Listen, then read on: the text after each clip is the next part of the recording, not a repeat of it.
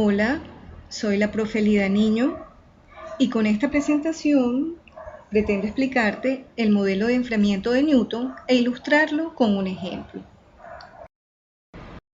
El modelo de enfriamiento de Newton se basa en una ley empírica. Conocemos de nuestra experiencia que un cuerpo cuya temperatura es mayor que la temperatura ambiental, a medida que pasa el tiempo, va reduciendo su temperatura. ¿Hasta dónde va a llegar?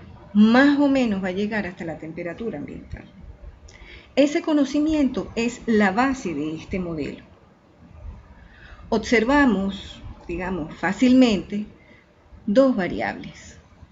Una es el tiempo, que está medido en segundos, minutos o horas, y es el tiempo que transcurre el objeto en ese ambiente. Y la otra variable es la temperatura del objeto, que va cambiando a medida que pasa el tiempo.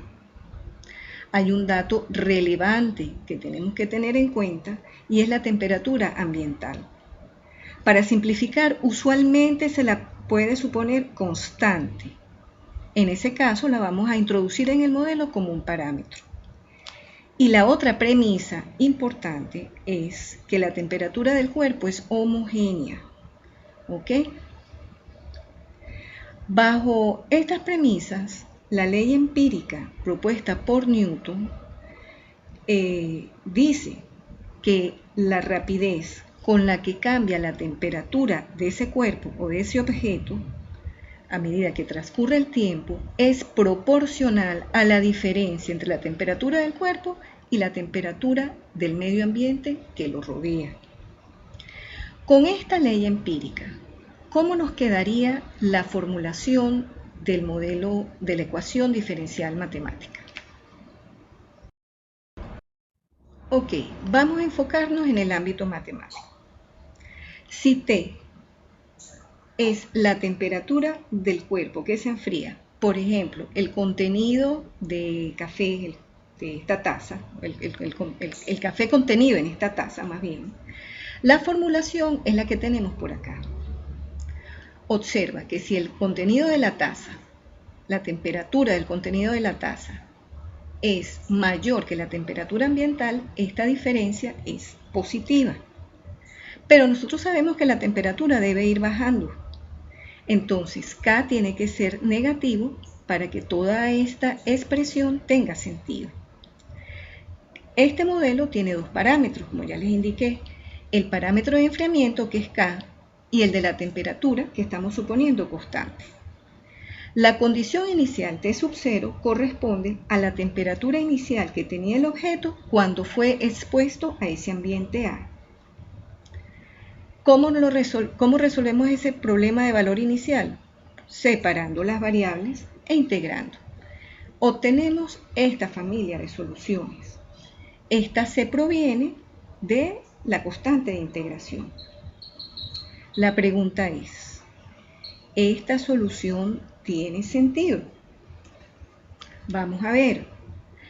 Como K es negativo, para T grande, esta cantidad tiende a 0. Entonces, la temperatura del cuerpo para T grande va a parecerse o va a tender a la temperatura ambiental y eso se corresponde con nuestra experiencia. Entonces vamos a dar por bueno este modelo. Vamos a ver ahora, vamos a aplicarlo a una situación. Muy bien, vamos a aplicarlo a esta situación. ¿Qué tenemos? Una vasija con agua y un refrigerador. ¿Qué sabemos?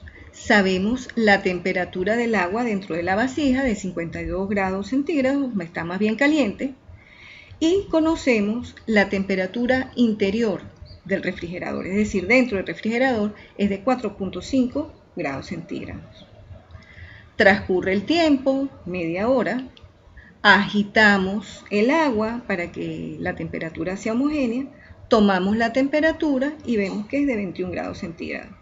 Y nos preguntamos, ¿En cuántos minutos o en cuántas horas la temperatura llegará a los 10 grados centígrados? Bueno, allí tenemos que utilizar el modelo de Newton para predecir. Para la resolución conviene organizar los datos siempre y declarar las variables. Aquí estamos organizando los datos, tenemos 3, la temperatura ambiental y los otros 2 datos, y eso está bien porque nosotros tenemos 3 parámetros en la solución del modelo, C, K y A. Además, declaramos las variables, la temperatura del agua que está en la vasija, aquí no lo puse, pero la temperatura viene dada en grados centígrados, y además el tiempo, que en este caso decidí medirlo en horas. Pude haber decidido medirlo en minutos, por ejemplo. Muy bien, nos dan A, aquí ya tenemos la solución, vamos a suponer que lo volvimos a resolver, nos dio esto, aquí tenemos la solución, esta corresponde a la temperatura ambiental, que no la dan. Con el dato de la temperatura inicial podemos conseguir el valor de C, aquí lo tenemos, y así nos queda expresada la solución para este caso. Todavía tenemos que resolver quién es el valor de K, pero tenemos el dato adicional. Entonces podemos conseguir K, o mejor aún, podemos conseguir E a la K. De esa manera obtenemos esta solución. Fíjate que ya no depende de ningún parámetro. Esta solución para este caso especial. Asegúrate de comprobar que estos cálculos están correctos. Hazlos tú por tu cuenta en tu cuaderno. Que tenemos la solución del problema, ya la conocemos. Podemos dar respuesta a la pregunta que nos hicimos desde el principio: ¿cuánto tiempo va a tardar en alcanzar 10 grados centígrados? Eso significa resolver esta ecuación, es decir, hallar el valor de t pequeña, los minutos, las horas, el tiempo, en el cual la temperatura del objeto va a llegar a los 10 grados centígrados. Haciendo los cálculos correspondientes, obtenemos que el tiempo va a ser aproximadamente de 1 hora. ¿Y cuándo terminamos de responder el problema? Lo respondemos cuando decimos expresamente que después de 1 hora la temperatura del agua en la vasija va a ser aproximadamente de 10 grados centígrados, suponiendo que la nevera mantiene su temperatura constante en 4.5 grados. Ya concluimos entonces el problema. Estamos listos.